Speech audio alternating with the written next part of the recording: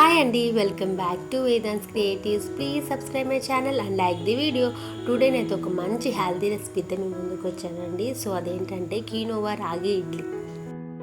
రాగుల గురించి మామూలుగా అందరికీ తెలిసే ఉంటుంది, బట్ ఈ కీనోవా రైస్ గురించి చాలా మందికి అయితే తెలియకపోతుండొచ్చు అండి. కొంతమందికి తెలిసి ఉండొచ్చు, బట్ నేను తెలియని వాళ్ళ కోసం అయితే చెప్తున్నానండి. సో యాస్టీజ్గా ఇది మనకి తోటకూర గింజలు ఉంటాయి కదండి, సేమ్ యాస్టీజ్గా అలాగే ఉంటుంది. దీని ప్లాంట్ కూడా ఇంచుమించు అలాగే ఉంటుందండి, సేమ్.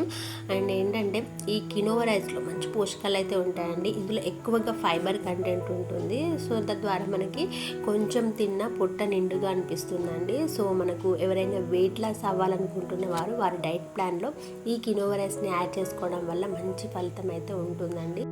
ఇంకా లేట్ చేయకుండా ఈ కీనోవా రాగి ఇడ్లీని ఎలా తయారు చేసుకుంటారో ఒకసారి చూసేద్దాం.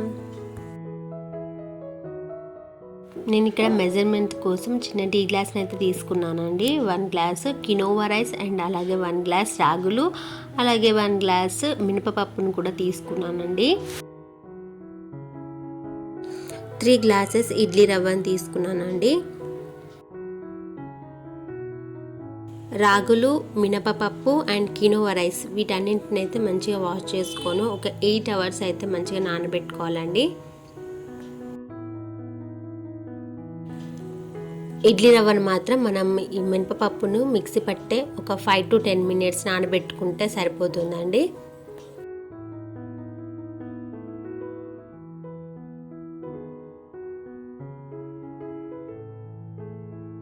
ఇడ్లీలు మెత్తగా రావాలంటే మినపప్పును మిక్సీలో వేసుకున్న తర్వాత సో ఇడ్లీ రవ్వలోని వాటర్ని నంపేసుకొని దాన్ని కూడా ఆ పప్పుతో పాటు మిక్సీ పట్టుకున్నట్లయితే ఇడ్లీలు అనేవి కొంచెం మెత్తగా వస్తాయండి. సో మీరు కూడా నెక్స్ట్ టైం చేసినప్పుడు ఈ టిప్ని పాటించండి. ఇలా మిక్సీ పట్టుకున్న పిండిని ఒక గిన్నెలోకి షిఫ్ట్ చేసుకోవాలండి. సో నేనైతే ఇక్కడ ఓవర్ నైట్ పులియబెట్టుకున్నానండి. నైట్ మిక్సీ పట్టుకొని ఓవర్ నైట్ పులియబెట్టుకున్నాను. మామూలుగా దీనికైతే ఒక 5 hours పులియబెట్టుకుంటే సరిపోతుందండి. చూడండి, నెక్స్ట్ డే మార్నింగ్కి పిండి అనేది మంచిగా పులిసిపోయిందండి. మనకు కావాల్సినంత పిండిని తీసుకొని ఇందులో సరిపడా సాల్ట్ వేసుకొని మంచిగా కలుపుకోవాలండి.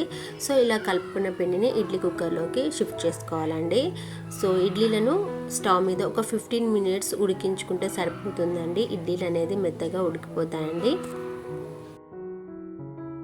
ఈ ఇడ్లీలోకి మనకు నచ్చిన చట్నీతో సర్వ్ చేసుకుంటే సరిపోతుందండి. అంతే అండి, ఎంతో టేస్టీ అండ్ హెల్తీ కినోవా రాగి ఇడ్లీ రెడీ అండి. సో మీకైతే వీడియో నచ్చిందని అనుకుంటున్నాను ఫ్రెండ్స్. వీడియో నచ్చితే ఒకవేళ లైక్ చేయండి అండ్ సబ్స్క్రైబ్ చేయండి మన ఛానల్ని.